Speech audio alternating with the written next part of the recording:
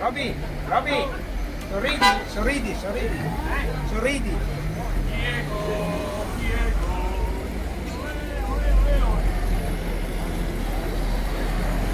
Oh, che osservatorio privilegiato! O in ogni appartamento di un condominio. Ecco, perché effettivamente è stata sottolineata da più parti la necessità di creare delle piccole strutture per ospitare le persone in quarantena. Ad esempio, nelle valli della Chiesa è previsto qualcosa di nuovo e poi la questione Castellero. Sono fuggite delle persone da Castellero, le risulta. Le dico, vi do una notizia in anticipo, prima mi risulta che oltretutto un rappresentante dell'istituzione di Castellerio ci fosse. Quindi noi dovremmo fare tamponi a 137 persone oggi, irregolari. Questa è la situazione che stanno riducendo il Friuli Venezia Giulia, è una situazione inaccettabile.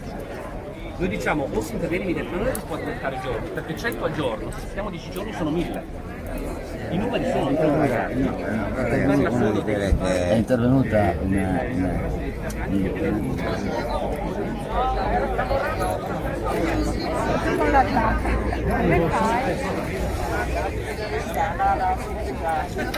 Con le mascherine non ci si riconosce. Comunque le guarda si chiamano tutti Maria perché loro si chiamavano Maria. Sono andata molto lontano.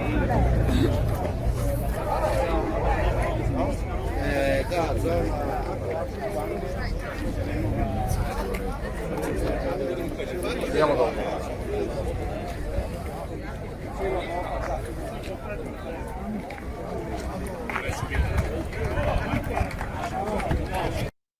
Facciano quello che vogliono, ma dal Friuli Venezia Giulia non possono più passare immigrati regolari.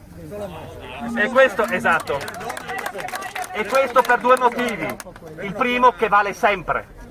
Non esiste che in una democrazia occidentale, guardate Stati Uniti, guardate l'Australia, non esiste che un paese democratico conceda che le proprie leggi vengano violate quotidianamente ed anche irregolarmente. Questo è un paese un po' strano.